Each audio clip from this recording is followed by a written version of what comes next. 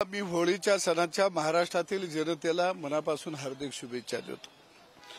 देवाभाऊंच्या नेतृत्वाखाली खऱ्या अर्थाने या महाराष्ट्राची होळी आता खेळली जाणार आहे आणि ही होळी अनेक रंग जसे असतात तसा अनेक विकासाचं वादळ किंवा विकासाची घोडदौड अनेक रंगामध्ये धावत या महाराष्ट्राच्या चारही दिशांना निश्चितपणाने राहणार आहे। हा महाराष्ट्र प्रगतीच्या दिशेने जाणार आहे। मी शेतकरी चळवळीमध्ये लहानाचा मोठा झालो, कधीच होळी करायला शहरामध्ये आलो नाही। गावगाड्यातली आमची होळी म्हणजे पळसाच्या फुलं रंगीबेरंगी घ्यायची, चुना त्याच्यामध्ये बॅरेलमध्ये घालायचा, बॅरेलवर पाणी करायचं, एक कळक त्याच्यामध्ये घालायचा, फिरवायचा आणि तो रंग मुलांच्या अंगावरती कळकाच्या चिपळीतून उडवत राहायचा। आता अलीकडचं वेगळ्या वेगळ्या चिपळ्या आल्या आणि तो रंग अंगावरती गावात आम्ही एकमेकाच्या उडवत राहिलो, मारत राहिलो। याच्या पलीकडे फार काही गावात असं होळीला वेगळं असत नाही, परंतु एक होळीच्या सणाचं गावगाड्यामध्ये फार महत्व आहे।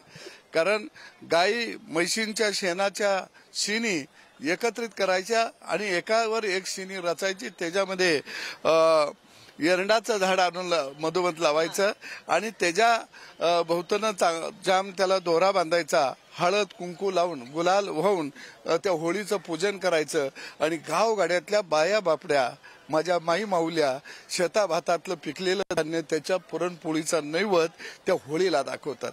एकदा होळी पेटली, नैवेद्य दाखवला की लहान लेकरं टिमक्या वाजवायला लागते ती आणि अनेक माणसं तोंडावर हात ठेवून बोंब मारायला लागते ती। याचं कारण की इथून पुढचं जे आमच्या तोंडात वाईट आहे ते निघून जाऊन दे आणि चांगल्याला सुरुवात होऊन दे आणि होळीच्या या प्रकाशामध्ये गावाची सोनेरी भरभाट होऊन दे, ही भावना खऱ्या अर्थाने या होळीच्या सणामध्ये गावगाड्यामध्ये असते।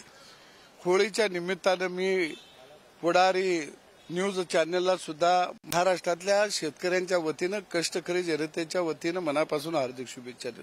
महाराष्ट्रातल्या जनतेच्या वतीनं एवढ्यासाठीच म्हणतो की महाराष्ट्रातल्या शेतकऱ्याचा प्रश्न वेशीवर खऱ्या अर्थानं टांगायचं काम जर कुणी केलं असेल तर पुढारी या माध्यमानं गेली अनेक वर्ष त्यांच्या सुमानं खऱ्या अर्थानं केलेलं आहे।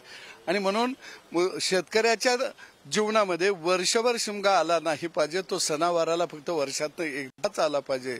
याच्यासाठी शेतकऱ्याच्या ज्या काही व्यथा आहेत त्या वेशीला टांगायचं काम हे पुढारी या चॅनेल आणि त्यांच्या समूहानं केलं आणि म्हणून मी महाराष्ट्रातल्या शेतकरी आणि कष्टकरी जनतेच्या वतीनं या समूहाला सगळ्यांना मनापासून हार्दिक शुभेच्छा देतो।